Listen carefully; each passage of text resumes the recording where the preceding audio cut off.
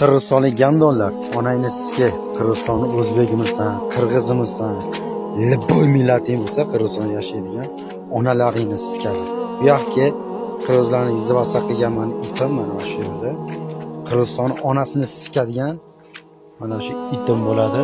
Sanlarni xor qilgan, xor qilib keladigan mana shu Qirg'izistonni pastga urgan o'zi past onasini siskar Qirg'iziston o'zi nimasi bor onangni amigasi kelar hech narsa yo'q. Mashina zavoding ham yo'q bilan. Gadaylar bilan. Xalqing gadoyi bilan senlar kim bo'lar? Onangni siskar daldoyiblar bilan. Onajonlaringni siskasanglar kimsan musurkasan. Qirg'izistonda yashaydigan aholilaring hammang musurkasan, davlatingga o'xshab. Hech kim tanimaydi senlar. Qirg'iz degan millatingga qo'rqib, sassiqlar, echki soqol, kakalar bilan onangni siskar.